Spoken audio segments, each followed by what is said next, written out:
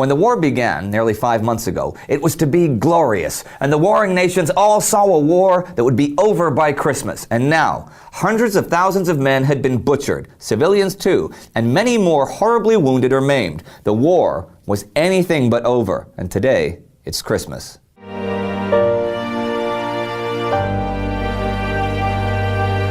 I'm Indy Neidell. Welcome to the Great War. Last week, we saw Russian plans for an invasion of Hungary dashed with the conclusion of the Battle of Limanova. On the Western Front, the Allies were just about to begin a huge offensive as the weather worsened. There were skirmishes in Africa, and British seaside towns were bombarded by the Germans, with British civilians killed by enemy forces for the first time since the 1600s. It was pretty much a truism that the abysmal December weather was always on the side of the enemy when you were the one attacking. And the rainfall often made the trenches that now ran the length of the Western Front almost impossible to inhabit, and brought in a whole slew of new problems. Thousands of British soldiers were invalidated for trench foot, which often resulted in amputation. By Christmas, because the ground in the British sector had become, according to Commander-in-Chief John French, only a quagmire. General Smith-Dorrien went further and said, quote, "There appeared to be no stones or gravel, and rain converted the soil into a sort of liquid mud of the consistency of thick porridge. To walk off the roads meant sinking at once." End quote. Any structures built, like parapets, would slowly subside, and to maintain any cover at all meant constant labor, and even if you maintained cover, quite often you were unable to attack, since if the fire step had washed away, you couldn't stand high enough to fire over the parapets. And still, the men had to fight, as the Champagne offensive, which would continue for months, began. This was the first major Allied attack on the Western Front since trench warfare took over. But the winter conditions just increased the misery and the desperation of both attacker and defender. On the 18th, the Indian Corps attacked at Germans and Givenchy, and after initial successes taking the German frontline trenches, were met by enemy soldiers coming up a communication trench with their hands up in surrender. Right behind them, though, were machine guns ready to fire on any soldier foolish enough to show himself. At the same battle, the Highlander troops attacking beside the Indians were unable to fire since most of their rifles had been clogged by mud from the waist-deep water of the trenches. They were captured. 2 days later, the Germans recaptured what had been lost. This pattern of give and take would repeat itself for months, in spite of the Allied numerical advantage, with men dying every single day for the smallest of temporary gains. The desperation of the attacks created great cynicism.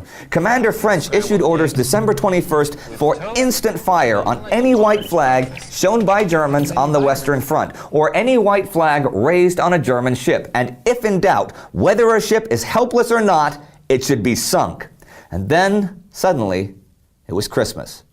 On Christmas Eve, a young lieutenant, Sir Edward Hose, wrote in a war diary, quote, "A scout named F. Merker went out and met a German patrol and was given a glass of whiskey and some cigars, and a message was sent back saying that if we didn't fire at them, they wouldn't fire at us." End quote.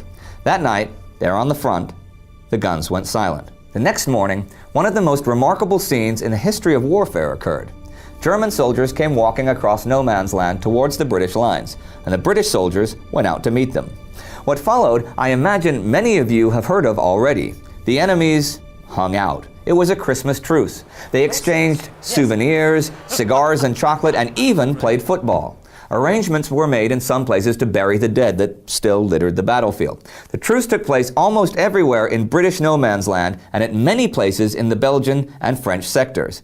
In nearly every case, actually, it was initiated by German soldiers. Here's a very interesting scene I read about in Martin Gilbert's The First World War, though it originally comes from Bruce Bairnsfather's book of Trench Tales. Quote, "The last I saw of this little affair was a vision of one of my machine gunners, who was a bit of an amateur hairdresser in civil life, cutting the unnaturally long hair of a docile Boche, who was patiently kneeling on the ground while the automatic clippers crept up the back of his neck." End quote. Commander French, when he heard of this conduct, issued orders to prevent it from ever happening again. But it didn't happen all along the line anyway, though. In Alsace, the French attacked the German positions, and actually, 9 British seaplanes attacked the German Zeppelin sheds at Cuxhaven on Christmas Day. Though in general, Christmas Day was a brief respite for the men on the Western Front. On the newest front, in the Caucasus, such was not the case. Back in November, the Turks had badly beaten the Russian Bergman offensive, but the Russians had now regrouped at Sarıkamış. The Turks were based at Erzurum. The Russians were worried that the Turks would try to take the strategic fortress of Kars, but the Ottoman strategy was fairly simple: to make one large envelopment of the Russians using 3 different corps. There were some big difficulties here though. One, it was winter, and in winter, northeastern Turkey is cold. 2, the war zone was well over 1,000 kilometers long, which is a hassle in good conditions, but this was all at a plateau like 2,000 meters high, and the only way to really get through was the high mountain passes or the smaller tracks where artillery couldn't go. There was also the Russian advantage that they held the Sarıkamış railway line. The Ottoman forces totaled around 150,000, but they were poorly equipped, and many had no winter clothing. The Russian Caucasus army was, by contrast, well equipped, but a large part of it had been stripped to fight on the Eastern Front, leaving around 65,000 regular troops.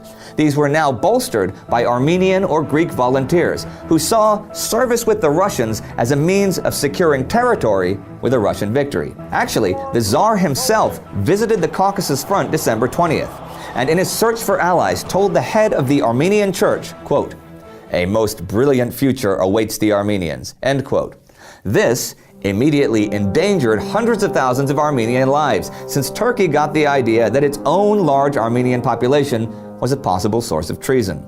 Turkish maneuvers began on the 22nd, and though there were some initial successes, by Christmas Day, the men were marching over 12 hours a day through the snows of the mountain passes, exhausted, suffering frostbite, and dying of hypothermia. They hadn't even gotten to the battle yet. This was very much a week of transition, it seems, on all of the fronts. In the east, it was calm as both sides regrouped for further winter offensives, with the exception of the Austrian garrison, over 100,000 strong, still under siege behind Russian lines at Przemyśl after well over a month. In the west, a great offensive had begun, but for one day, there was a remembrance of peace and brotherhood. And in the snows of Turkey, the week brought nothing but misery as the Ottoman Imperial Army marched through the mountains to meet the might of the Russians. Today's my day of quotes, apparently, so here's something from Peter Hart's The Great War. Quote, "By the end of 1914, it was evident that Alfred von Schlieffen had been both right and wrong. He was right that if the war continued for a substantial time, Germany's enemies would use their sheer press of numbers to defeat her. But in seeking a swift victory, the Germans had lost their best chance of maximizing lesser tactical gains and then negotiating peace from a position of relative strength. In seeking outright victory in the summer of 1914, the Germans had in the end fallen short. The war was set on a grim path of attritional fighting, with all sides engaged in attempting to degrade the opposition forces to the level that they could no longer resist. With all sides able to draw on millions more men, it was nigh on impossible to secure an easy victory. Far too many would die before the war would be resolved." End quote. This Christmas, today, spend a moment thinking of the millions of men fighting 100 years ago from all of the warring nations, watching their comrades killed, freezing in the mud, maybe starving in the snows, falling into despair as their world was destroyed around them, and hope, or pray, that we can learn enough from the horror that world went through to prevent it from ever happening again. On Christmas Eve 1914, one of the strangest events in military history unfolded, when 100,000 soldiers on the Western Front laid aside their arms, their orders, and their prejudices and embraced. If you want to see our special on the Christmas truce, click here to watch it. And if you have ideas for more special episodes, then let us know in the comments section below. And click subscribe to never miss an episode. Happy holidays from me and the whole Great War team. See you next week.